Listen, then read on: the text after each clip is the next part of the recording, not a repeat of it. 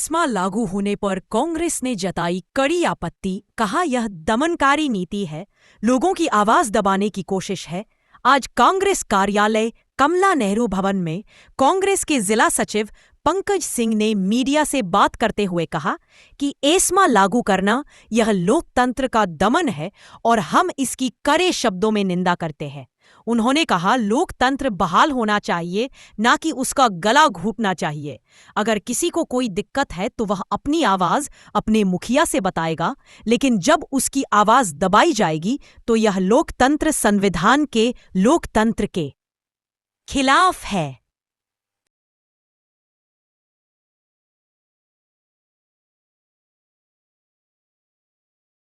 कितने लोग जमा होंगे? देखिए, दिल्ली हमारे शीर्ष नेतृत्व माननीय राहुल गांधी जी, माननीय प्रियंका गांधी जी, मुकुल खड़गे, सभी जितने वरिष्ठ नेता हैं, उनकी एक आवाज़ पर हम रामलीला मैदान पहुंच रहे हैं। अयोध्या की धरती से सैकड़ों कार्यकर्ता बस के माध्यम से, कोई अपने साधन से, कोई ट्रेन से दिल्ली के लिए हम लोग कूच करेंगे, पहुंचेंगे और हमारे प्रमुख मुद्दे SIR, किसान की समस्या, नौजवान के बेरोजगार की समस्या, शिक्षा की समस्या, स्वास्थ्य की समस्या, इन सब विषयों पर चर्चा होगी। और इसी के साथ हम पूरे देश में जिन राज्यों में चुनाव है, चुनावी आगाज का शंखनाद भी करेंगे। ये रैली 2027 के चुनाव से जोड़ के देखी जाए। कुल ये रैली 2027 के चुनाव से साथ साथ 29 का चुनाव भी नज़दीक आने वाला है, तो दोनों चुनाव के मद्देनज़र ये रैलियाँ शुरू की जा रही हैं। 2027 के लिए कांग्रेस कितना तय? कांग्रेस पूरी फुल फॉर्म में तैयार है। हम हर धन बल जो भी मेरे पास है, जो भी हमारे समुचित कार्यकर्ता हैं, विस्तृत कार्यकर्ता हैं, उनके मजबूत कंधों के साथ हम लोग पूरे चुनाव की फुल तैयारी में हैं। और राजनीतिक दल कभी तैयारी नहीं करता।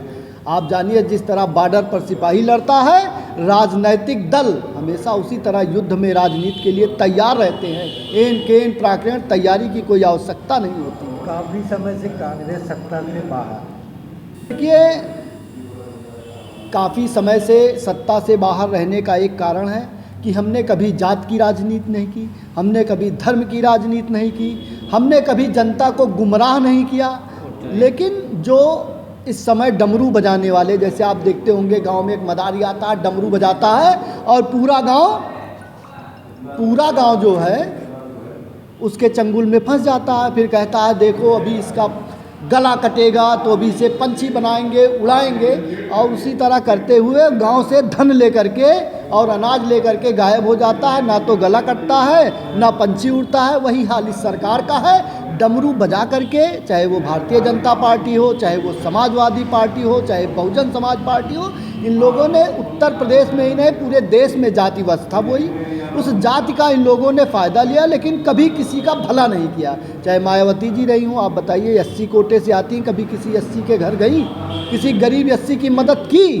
भारतीय जनता पार्टी ने कभी किसी हिंदू की मदद की? हिंदू की राजनीति करते हैं, हिंदू के नाम पर यहाँ राम मंदिर का प्रोपोगंडा फैलाते हैं और दिल्ली में 1400 साल पुरानी मंदिरों को तोड़ करके RSS के लिए पार्किंग बनाने का काम कर रहे हैं। आप बताइए कि ये कितने हिंदुओं के अनुयायी हैं। भारत में मुग़ल शासन रहा, जहाँ तक मेरी जानकारी है सबसे ज़्यादा रहा। उसके बाद अंग्रेज आए।